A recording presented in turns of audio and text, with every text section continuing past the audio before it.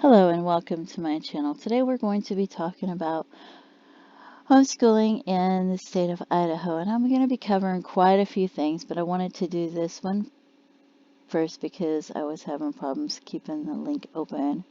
So, because I have so many links open to go over things, but this one is if you want to keep a portfolio or a binder and you need ideas for things to keep in that, because some students might be going to college or things like that, and they might need transcripts later on. So you might want to keep a portfolio. So these are some of the things that you might want to keep in your binder or your portfolio if you're homeschooling in the state of Idaho for ideas. And you don't have to keep one, I don't believe, in the state of Idaho, but they're fun to have for keepsakes, or you might have reasons for wanting one. The student might want one for a keepsake, or you might want one so you can look back a few years later and say, oh, this is what we did, And it helps the student to be able to feel proud of the things they overcome and the things they did throughout the year. So one of the things you might want to take are assessment tests. You take assessment tests at the beginning of the year, perhaps, so that you can see what they've learned, what they've absorbed the last year, what they need to review. And sometimes they might be on a different reading level than a math level. They're not all made on one level. So that way you can take placement tests and you can put them in your binder and mark them off. And it'll help you to set goals for the year for what you want to achieve while you're homeschooling. And these are some websites that have some free placement tests. And then when you're brainstorming and you're trying to decide what you want to use for your curriculum, if you haven't decided already, you might want to make a list of your favorite curriculum and things like that. And you can check thrift stores and co-ops to get curriculum as well. Online complete curriculum, you might make a list. Semi-complete curriculum, and just things that are your favorites while you're brainstorming. You might want a page of things like this in your homeschool binder so that you have it, and also a list of materials that you need while you're homeschooling. That way you have that as well. And that way, if next year you're going to use a different resource, you have that page with your favorite resources.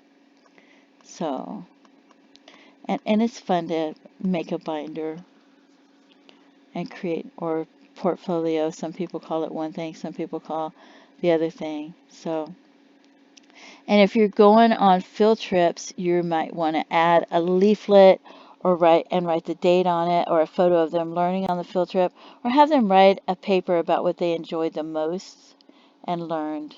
Maybe you can do a short video or something when they go on the field trip. If you do career field trips, you might want a list of questions to ask the people that when they go on those field trips. But this is just for ideas. And then when you decide on the curriculums for the year that you're going to use, you might want a page on that. Maybe you chose all-in-one homeschool, and then you might want to print out the contents of so that you can put it in your portfolio of what they're going to learn that year in each subject. Maybe you're going to do 3 hours of the all-in-one homeschool and another hour a day in a complete curriculum workbook. So you might want to print out the contents and the different things they're going to learn in that as well.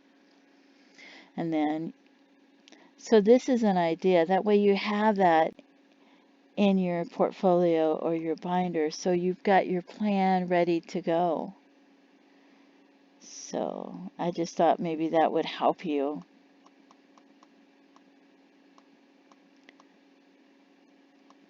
And then I put if you're going to go on career study field trips, you might want to ask questions about how their careers entail using general knowledge skills, such as communicating with the staff or clients through emails, analyzing data, information or work-related situation, technology skills, maintaining schedules, meeting deadlines, the way they're able to adapt and deal with situations that arise alone or as a team, their planning and organization skills and things like that, and their leadership skills.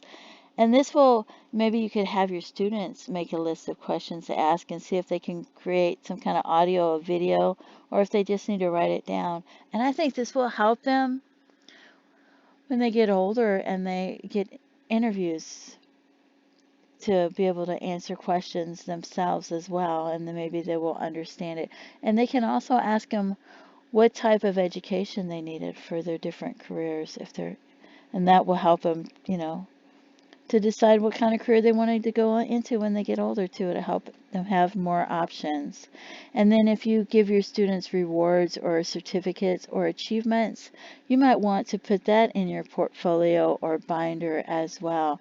And if they take other classes like art classes or swimming classes, or they do volunteer work outside of the home, you might want to get proof of that with some little certificate from the people. You can create a certificate and have those people fill it out for you and the dates that they went, and have the people create notes. Maybe they'll put that your student was a pleasure or something like that. And then you can keep that in your portfolio and your binder as well. Especially if they're going to go to college, the volunteer work might help them as well, because they might be trying to get scholarships. And you might want to print out the curriculum for different websites or books with a contents page that shows the different activities that they're going to be doing, or the different things they're going to be learning throughout the year, to put them in there as well.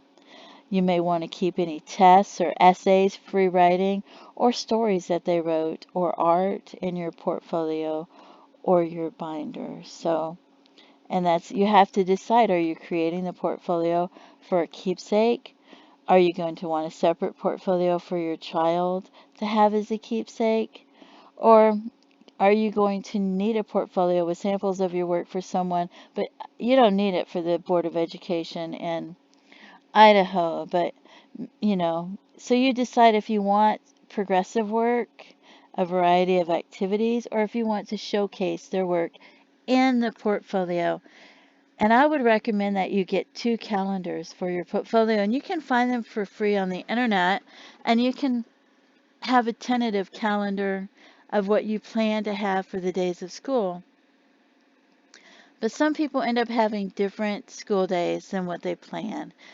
And you can put like an X on there for the days they have school, an F or FT for field trip days, and an H for holidays. And even public schools will have snow days that they didn't expect. So if you have a second calendar, you can write the days that they actually had school. And if you're homeschooling, you can choose to begin your school day with prayer or a couple of songs that you like. And you might want to have a sample weekly schedule that you create, brainstorming the weekly schedule of what you want it to be like, and then an actual schedule, so that you keep that in your portfolio as well. And you might want like one day a week or Wednesday afternoons to be a workshop or home economics, where you're teaching them skills that are life skills and that sort of things. Or Friday afternoons, you might want to have their field trips, board games, their magazine subscriptions that are educational that they're reading, or things like that.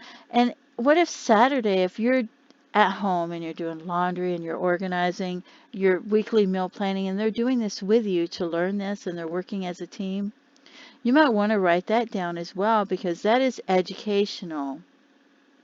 And you can plan rewards for them, whether it's certificates or whatever it is, for learning these new skills.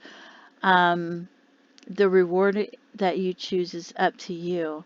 But remember that if you're writing notes during the day, or once every 6 to 8 weeks you're doing little student assessments of how they're doing, remember to uplift them, even when they have weaknesses, to mention some sort of strength, that maybe they're struggling with their reading, but they're trying hard and they have a positive attitude. Maybe you could mention that positive attitude and how you feel like they're going to overcome this, things like that. And if you go to the library, they're learning library skills. And if you go to the YMCA, they're doing PE and swimming lessons. it's also educational, and you might want to put that down as well. You might want to carry a notebook with you to write down the daily lessons your students complete that day as they go along. That include the date, the subject, whether taught online, or whether it's through a textbook or a workbook and the name of it, and the name of the website with a description of the lesson or the instructions that they learned. And here's an example right here. I'll just show you the example. Day 1, August 5th. That way you're counting the days as you go. Day 1, day 2, day 3, and you put the dates. And then the subject. And then if they did it at allinoneHomeschool.com and what they did, that's reading and history.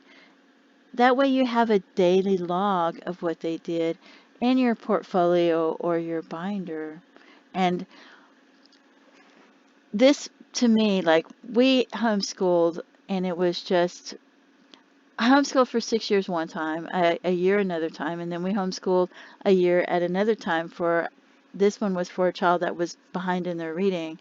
And having this daily log to me was, I really enjoyed having it. So I would recommend that you keep it. And the notes that you put helps you to be able to do assessments every 6 to 8 weeks. And then I put this on here, Student Learns Better. You know, all-in-one is their online free curriculum for the easy peasy, or if they learn better reading or watching videos and singing, note-taking, hands-on, you can create something like this in your binder or your portfolio to check it off so that you know how they learn better. And sometimes they learn better in different ways. That way, when you go to teach them the next year, you can look back on the binder from last year in the portfolio, and you'll be able to remember things like that. So it will help you to plan their education. And if you turn in forms for the Department of Education or anything like that, or you have a list of contacts for that has to deal with homeschooling or homeschool groups, you're going to want that in your binder or your portfolio. And if you plan on teaching a variety of electives under a heading like home economics or 4-H classes or life skills, you might want a list of those subjects in your binder. So as the years go by, you can say, oh, let's do this one. And that way you have more of them. So I just thought that would help you. And I'm going to go ahead and close this tab. And then we're going to go to the laws that it mentions. And this is at hslda.org. And I am not an attorney, but you can contact them and join. And they will help you if you have legal questions or legal problems. And they usually keep this fairly updated, so you might want to check this back if I posted this and it's a year or two from now and you're looking at it to see what the current laws say that they are. But it says right now you can select the instructor, and it can be a family member, a relative, or even an unrelated person to teach your children. And it says that you must teach the required subjects, such as language arts, math, science, social studies, in grades 1 through 10, with additional flexibility in grades 11 and 12. So they're very lenient at this time. It shows that I'm recording this. And then this is the sde.idaho.gov. So it's homeschooling in Idaho. So you can go to their website, and they have frequently asked questions about homeschooling in the state of Idaho. And I'm not going to read all these to you, but I'm going to open the tab so you can pause, and you can see her phone number and her email address. So you can contact them if you have any questions about homeschooling in the state of Idaho. You can also join homeschool support groups and co-ops, because they will have knowledge and experience and skills, and they will be able to help you. Sometimes they share material. Sometimes it costs money, and sometimes it's free. And if you want to donate and share materials and swap them, it's a good place to do that. If you want to pause the video to read this, you can. I'm not going to read all this. I've already losing my voice from reading the one page. So here's assessment tests. If you want to go to this website, you can see the URLs in the top left-hand corner, or you can just Google it where you see the name of the website. And she has free reading assessments that you can take so that you can see what your child needs to learn if you're new to homeschooling, or if you homeschooled last year, maybe what they need to review or what they absorbed during the reading and things like that. Because sometimes they just need to review some things at the beginning of the year. We often review things at the beginning of the year in public schools. And this is math placement tests so that you can go online and you can download them and you can save them to a PDF as you print them out. And that way, if they're not here next year, you have them in PDFs. And this is at mathmammoth.com, and you can see the website. Easy Peasy, which is all in one, homeschool.com, is a free curriculum online. And they do take you to a place where you go to donate via PayPal, but you can click cancel and use it for free.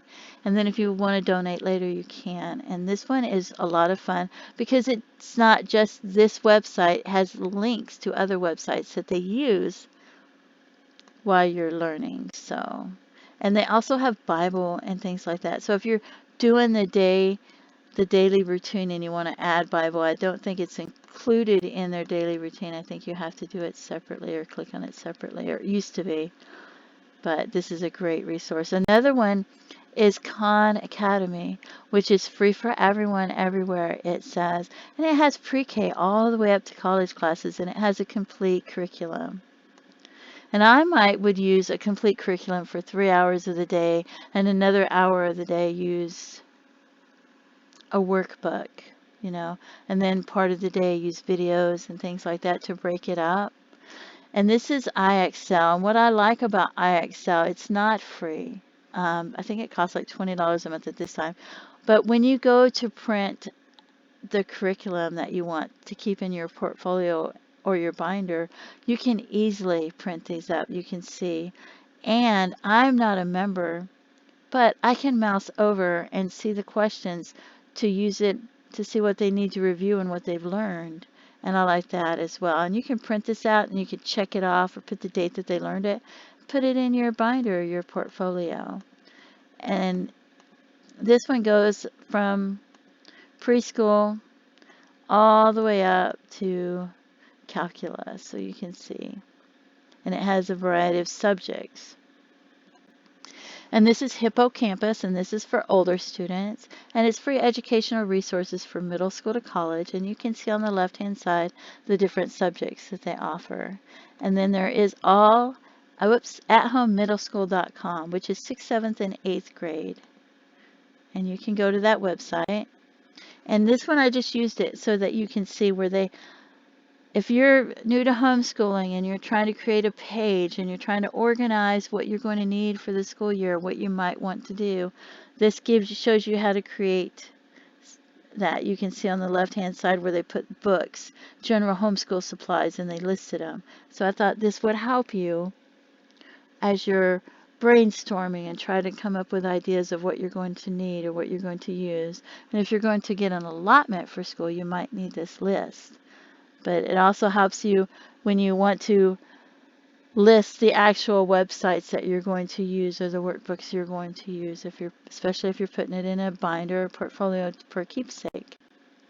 And then there's free calendars online, and they have some of them have boxes, and you might can get a 1 or 2 page calendar, and you can X them off or put an S for school days or use highlight markers.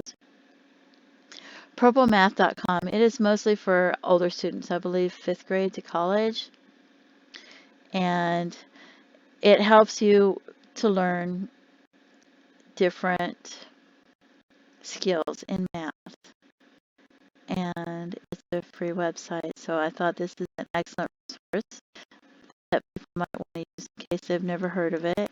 Another one is for younger students. I don't know what grade it goes up to, but it's extramath.org, and I believe All-in-One Homeschool uses this as one of their links, but it's $2 per student, And it helps, they learn to do the simple basic math very fast in their head, practicing on this site. And they also help them with multiplication and other skills. And it was a resource that my granddaughter enjoyed.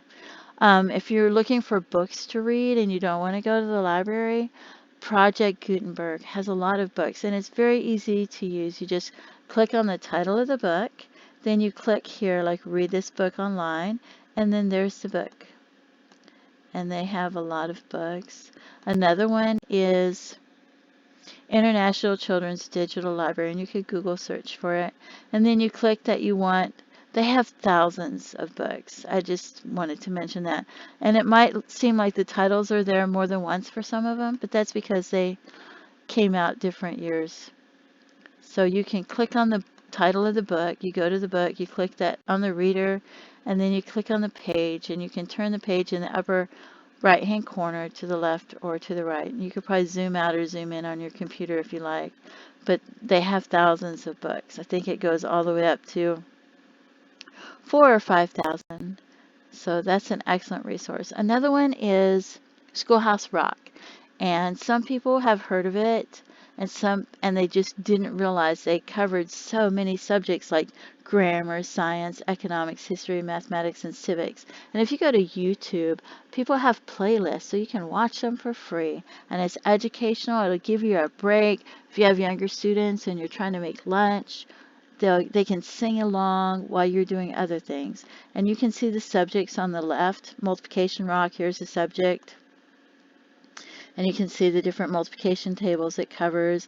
Grammar rock and the subject, noun, verb, conjunction, interjection, adjective, adverb, pronoun, preposition, subject, predicate.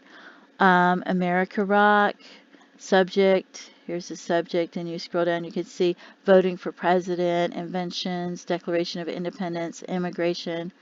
It's a great resource. Science rock, subjects, gravity, the solar system, electricity, nervous system. Money rock, interest, personal budget, family bills, bartering, stock exchange. They have earth rock as well. So this is another great resource for you that I hope that it helps you. Also, you can look for homeschool groups in Idaho, in the state of Idaho. You can Google and find homeschool support groups and co-ops, and some are free and some might cost a small fee, but they have knowledge and they have experience, and they might have books that they are sharing. And if you have books that you are using this year and you may not be using them next year, maybe you could swap or donate them to another family that might need them. So I would go and check out the homeschool support groups in the state of Idaho. That way you can utilize them. And you can Google this and find them online. And they have, some of them have phone numbers, and some of them you might have to click on the name to get it.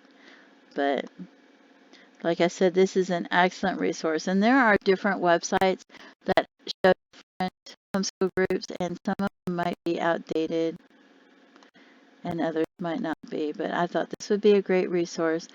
And I hope that this YouTube video helps someone out there.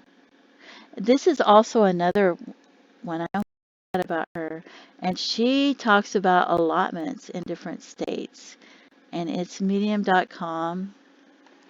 And these are umbrella schools, and sometimes you want to use an umbrella school and sometimes you don't. And I know if you're in Alaska, they have allotments from $500 to $4,000 per student, and some of them let you keep the resources and some of them make you turn them back in. Some of them let you keep the resources and then they let you donate them if you want to, and then they share them with other parents that are homeschooling or even the community. So you can look into that. If they're being secretive about their allotment amount, I wouldn't trust them. If they're upfront and honest, and then see what the reviews are. Look into the reviews and see what other people have written, before you just jump right into something like that thinking, oh, free money. But you can look into that as well. And I hope that this helps somebody with their homeschooling and what they're planning on doing, because with COVID and things like that, a lot more people are homeschooling. And please feel free to leave comments, and I appreciate you tuning into my channel. Have a great day. Bye-bye.